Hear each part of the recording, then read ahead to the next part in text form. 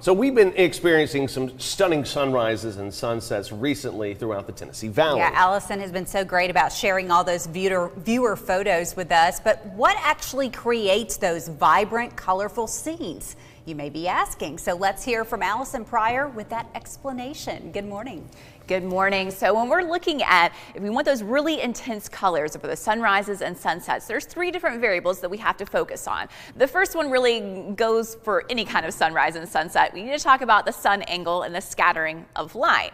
Second up, any kind of particles that are present in the atmosphere. And the third are clouds, so if they're present or not, and what types of clouds that they are. So let's start with this first one, a little bit about sun angle and the scattering of light. So as we have visible light coming in from the sun into the Earth's atmosphere, it hits air molecules, and that scatters all the light everywhere into the visible spectrum, so you get the different colors of light. Blue light is scattered the most effectively. That's why the sky is blue when you're looking at it in the middle of the day. So from morning time through into the evening, you get that blue sky. And then as we look away from the sun, you get especially that extra blue color. Now, during the noonday, when you're looking up at the sun typically looks like a white color, maybe a little bit of a pale yellow.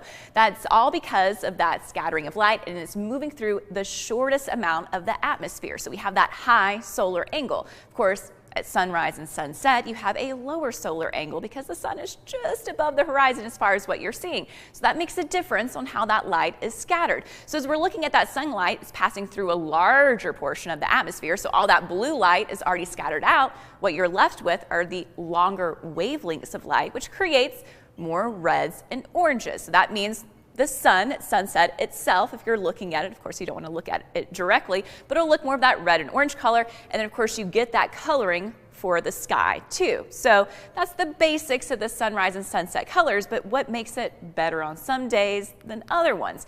So next up, we have to talk about any particles in the atmosphere. So this is going to be dust, smoke, even the idea of having some extra water vapor, so the humidity in the atmosphere will impact what you see.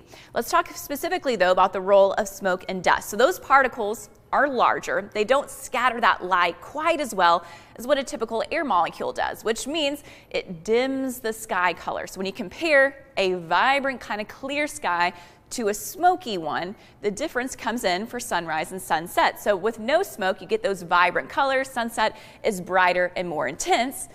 When you add the smoke or that haze, the dust in the air, it kind of subdues or mutes those colors, but it can be darker. So if you like a darker red, then you can get that with a smoky sky. I think really the third variable though is the one that really makes a big impact, and that's going to be clouds. So mid and high level clouds, that is good. They catch the light and reflect it to the ground. So we already know we have the reds and oranges because that's scattering, and then it reflects more of that to the ground. Low level clouds, they tend to be bad because they're thicker clouds. They reduce that light, and they can also catch any kind of pollution in the lowest levels of the atmosphere called the planetary boundary layers. So we know we like these mid and high level clouds. So let's kind of run through a few different examples. With no clouds in the sky, you still get the oranges, but it's a quick blue to orange, so maybe not quite as colorful as what you may like. Cirrus clouds, you have that blue to gold to orange glow. So those are high, thin, wispy clouds. So you have a lot of that golden glow for sunsets or sunrises with that. If you add on a little bit of cirrostratus to it, you begin to get some of those peaches and corals, and then the mid-level clouds really get those colors popping. So altostratus clouds, you get those corals and pinks shining in with those sunbeams coming down, really reflecting those colors back to the surface. And then altocumulus maybe might be the winner, vibrant pinks and oranges, and then you get the shadows of the purple mixed in. So a lot of it has to do with those clouds moving through. Altocumulus also can give you some pink cotton candy skies. So why do we have that good combination in the fall then for those gorgeous sunrises and sunsets? Well, we tend to have cleaner air, so less pollution, lower humidity, so that means that vibrant, brilliant, intense colors, and then also that lower sun angle, so those sunrises and sunsets end up lasting longer, and then we have to watch the weather patterns for any changes in those clouds. So hopefully, I know that was a long explanation, but hopefully we went through all the science of it so you can understand a little bit better. Lori and John? I'm on team altocumulus. What about you? That was terrifically interesting. Thank you very much. Yeah, no, so there you go. Go back to bed. You learn whatever you're going to learn today. Your day's over. It's fine. And you saw some pretty pictures. That was very cool. It's all about the particles. It is. Apparently. It's all about the particles, baby. It is.